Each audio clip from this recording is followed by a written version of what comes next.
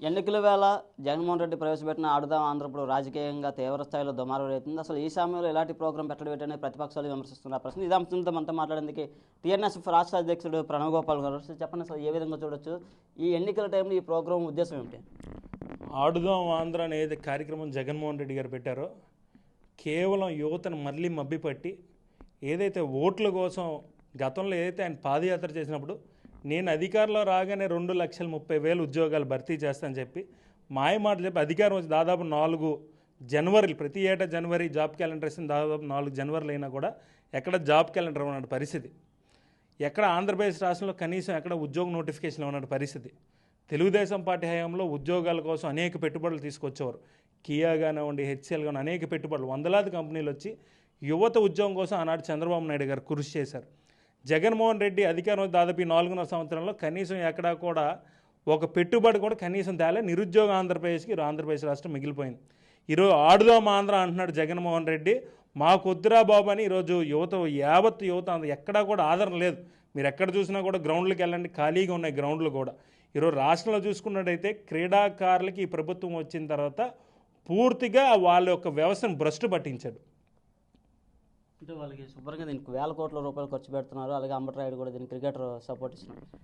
1,000 కోట్ల రూపాయలు వీళ్ళు ఖర్చు చేసేదాన్ని మీరు చాలా తప్పు మాట్లాడుతున్నారు. 1,000 కోట్లు వీళ్ళు దోచుకుంటున్నారు. ఏదైతే జగన్మోహన్ రెడ్డి గారు హయాంలో ఏమైనా పథకాలు కానివ్వండి కార్యక్రమాలు పెట్టారంటే దాచుకోవడం కోసమే పెడతారు. ఈరోజు మీరు చూసి ఉంటారు యువతను ఎంత అవమానపరుస్తున్నారండి. నాసి రకం బ్యాట్లు ఇచ్చి కేవలం ఒక్కరోజు టెన్నిస్ బాల్ దాడితే ఈరోజు బ్యాట్లు ఇరిగిపోవడం, కార్క్ బాల్ దాడితే బ్యాట్లు ఇరిగిన రోజులు ఉన్నాయి. ఎక్కడైనా మనం చూసాం క్రీడల్లో. ఆఖరి టెన్నిస్ బాల్ దాడితే బ్యాట్లు ఇరిగిపోతున్నాయి అంటే ఎటువంటి నాసిరకం అయిన బ్యాట్లు వాడుతున్నారో ఒకసారి మనం అర్థం చేసుకోవచ్చు. ఇందులో కూడా భారీ కుంభకోణం ఉంది. ఇక్కడ కూడా ఎవరైతే ప్లేయర్స్ ఆడుతున్నారో వాళ్ళ ఒక వ్యక్తిగత డేటా కూడా ప్రభుత్వం తీసుకుంటుందని కూడా మాకు ఆల్రెడీ సమాచారం కూడా ఉంది. దీని మీద కూడా మేము మరింత లోతెత్తును కూడా తెలుసుకొని మరి దీని మీద కూడా ప్రత్యేకమైన కార్యాచరణ తీసుకుని యువతకు మళ్ళీ మేల్కొనే విధంగా కూడా తెలియజేస్తాం. పెద్ద ఎత్తున సచివాలయ ఉద్యోగాలు ఇచ్చాము, అలాగే వాలంటీర్లకు ఉపాధి కల్పించామని చెప్తున్నారు. ఈరోజు సచివాలయం ఉద్యోగాలు కానివ్వండి, వాలంటీర్ వ్యవస్థ కానివ్వండి పూర్తిగా వైఎస్ఆర్ కాంగ్రెస్ పార్టీకి చెందిన కార్యకర్త పిల్లలకి వాళ్ళకి ఇచ్చారు. ఈరోజు రాష్ట్రంలో చూసుకుంటే డిఎస్సి వేలాది మంది ఈరోజు లక్షలాది మంది రోడ్ల మీదకి వచ్చి నిరసనలు చేస్తుంటే వాళ్ళ మీద అక్రమైన కేసులు పెట్టి అనేక విధాలు ఈరోజు రాష్ట్రంలో చూసుకుంటే నిరుద్యోగులు అనేక వేలాది మంది ఈరోజు ఆత్మహత్యలు చేసుకున్నారు. అవన్నీ జగన్మోహన్ రెడ్డి చేసిన హత్యలే. ఈ ఆంధ్రప్రదేశ్ రాష్ట్రంలో ఏదైతే నిరుద్యోగులు చనిపోయారో అన్నీ జగన్మోహన్ రెడ్డి చేసిన హత్యలే. గతంలో మీరు క్రీడల గురించి మాట్లాడుతున్నారు, చాలా బాగుంది. క్రీడలు గతంలో ఎవరన్నా వెళ్ళి ఏమైనా స్టేడియంలు కానివ్వండి, గ్రౌండ్లు కానివ్వండి వెళ్ళి ఆడుకోవాలనుకుంటే ఫ్రీగా వెళ్ళి ఆడుకునేవారు ప్రతి ఒక్కరు. ఈరోజు గ్రౌండ్లోకి వెళ్ళి ఆడాలంటే ప్రైవేట్ వాళ్ళకి లీజులకి ఇచ్చి ఎంటర్ అవ్వాలంటే కనీసం ఎంట్రీ ఫీజులు ఉన్నాయి. అదేవిధంగా శిక్షణ గత ప్రభుత్వంలో మా ప్రభుత్వంలో శిక్షణలు చాలా పూర్తిగా ఫ్రీగా ఇచ్చేవాళ్ళం క్రీడాకారులకి. ఈ ప్రభుత్వం వచ్చిన తర్వాత 50 నుంచి 1000 రూపాయలు కలెక్ట్ చేస్తున్నారు. జగన్ అన్న ఏదైతే క్లబ్బులని స్టార్ట్ చేసి కనీసం ₹1 నిధి కూడా ఇవ్వలే. గతంలో క్లబ్బులు నార్మల్గా ఉండేవి, ఆ క్లబ్బుల్ని జగనన్న క్లబ్బులుగా పేరు మార్చి కనీసం ₹1 నిధి కూడా రాలేదు. ఇలా చెప్పుకుంటూ పోతే క్రీడా వ్యవస్థను పూర్తిగా జగన్మోహన్ రెడ్డి భ్రష్టు పట్టించాడు. ఈరోజు యువత నమ్మే పరిస్థితిలో లేరు. జగన్మోహన్ రెడ్డి ఎన్ని మాయ చేసినా కూడా యువత నమ్మే పరిస్థితిలో లేరు. ఏదైతే గత 4.5 సంవత్సరాలుగా ఆంధ్రప్రదేశ్ రాష్ట్రంలో విద్యార్థులతో ఆడుకున్నాడు, నిరుద్యోగులతో ఆడుకున్నాడు, మహిళలతో ఆడుకున్నాడు, ఎస్సీలతో ఆడుకున్నాడు, బీసీలతో ఆడుకున్నాడు, మైనార్టీలతో ఆడుకున్నాడు, అన్ని వర్గాల ప్రజలతో ఆడుకున్నాడు. ఆఖరికి వాళ్ళ చెల్లి తల్లితో కూడా వాళ్ళ జీవితాలతో ఆడుకున్నాడు.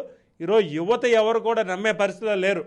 ఈరోజు జగన్మోహన్ రెడ్డి ఆడుదాం ఆంధ్ర అంటే యువత ఒకే మాట చెప్తున్నారు, కాపాడుకుందాం ఆంధ్ర జగన్మోహన్ రెడ్డి చరణించి. ఎవరు నమ్మే పరిస్థితుల్లో లేరని కూడా ఈ మూలంగా తెలియజేస్తారు. విశాఖలో చాలా మంది వైసీపీ నేతలు మీ పార్టీతో టచ్లో ఉన్నారని, చాలా అసంతృప్తిగా ఉండి మీ పార్టీలో టచ్లో ఉన్నారని చెప్పి సమాచారం. ఈరోజు తెలుగుదేశం పార్టీ 2024లో అధికారంలోకి వస్తుంది. విశాఖపట్నంలో ఉత్తరాంధ్రలో వైఎస్ఆర్ కాంగ్రెస్ పార్టీ నాయకులందరూ కూడా నిజంగా మా నాయకుడు ఈరోజు ఓకే అంటే కనుక మేము కనుక గేట్లు తెరిస్తే యావత్ ఉత్తరాంధ్రలో ఉన్న వైఎస్ఆర్ కాంగ్రెస్ పార్టీ నాయకులందరూ కూడా మా పార్టీలో జాయిన్ అయ్యి సిద్ధంగా ఉన్నారు. ఎవరు ఈరోజు జగన్మోహన్ రెడ్డి 4.5 సంవత్సరాల్లో కనీసం ఎమ్మెల్యేకే దిక్కులేదు వెళ్ళి కలవడానికి, కనీసం మంత్రి ఈరోజు వెళ్ళి రిప్రజెంటేషన్ ఇవ్వడానికి కూడా దిక్కులేదు. అటువంటి నాయకుడి దగ్గర మేమేం పని చేస్తాం? స్వతహాగా ఈరోజు చాలామంది నాయకులు బయటకు వచ్చి చెప్తున్నారు, మేము ఆస్తులు కోల్పోయాం, అదేవిధంగా పార్టీని నమ్ముకొని మేము రోడ్డు పాలు అయ్యామని. ఇప్పటికన్నా వైఎస్ఆర్ కాంగ్రెస్ పార్టీ మిగతా నాయకులు ఎవరైతే సోకాళ్ళ మంత్రులు ఉన్నారో, కోడిగుడ్డు మంత్రులు లాంటి వాళ్ళు సవాళ్ళు మానుకొని ప్రజల సంక్షేమం కోసం పోరాటం చేయడం మీ ద్వారా తెలియజేస్తాం. అంటే ఒక మాజీ వీసీఏ డైరెక్ట్గా ఎవరికి పదవి కావాలో డిసైడ్ చేస్తారని ఇందాకే వైసీపీ నేత బయటకు వచ్చిన వైసీపీ నేత చెప్తున్నట్టు. ఇప్పుడు మాజీ వీసీ ప్రసాద్ రెడ్డి గారు చూసుకున్నట్టయితే ఆయన ఏ రోజు కూడా వైస్ ఛాన్సలర్ కాదు, ఆయన వైసీపీకి ఛాన్సలర్. ఏ రోజు కూడా ఆయన అడ్మినిస్ట్రేషన్ కానీ విద్యార్థుల సమస్య మీద కానీ విద్యార్థుల భవిష్యత్తు కోసం ఏ రోజు కూడా ప్రసాద్ రెడ్డి గారు ఏ రోజు కూడా ఆయన ఆంధ్ర యూనివర్సిటీలో ఏ రోజు కూడా తిరగల. కేవలం ఈరోజు ఏదైతే వైఎస్ఆర్ కాంగ్రెస్ పార్టీ కార్యక్రమాలు ఉన్నాయో వాటిని అటెండ్ అవ్వడం, కార్పొరేటర్ సీట్లను డిసైడ్ చేయడం తప్ప వీసీగా ఆయన పూర్తిగా ఆంధ్ర యూనివర్సిటీని భ్రష్టు పట్టించాడు. ఎక్కడన్నా వీసీ నేరుగా వెళ్ళి విద్యార్థి వీసీని గెలిచే అవకాశం ఉండేది, కానీ ఈయన 3 అంచెల భద్రత వేసుకున్నాడు. ముఖ్యమంత్రికి కానీ ఎవరికి 3 అంచెల భద్రత ఏ విధంగా ఉంటుందో వీసీని కలాలంటే ఆంధ్ర యూనివర్సిటీలో 3 అంచెల భద్రత ఉండేది. ఆయన పూర్తిగా ఆంధ్ర యూనివర్సిటీని భ్రష్టు పట్టించాడు. విద్యా వ్యవస్థను ఆంధ్ర యూనివర్సిటీలో భ్రష్టు పట్టించి రాజకీయ కార్యాలయంగా మార్చాడు.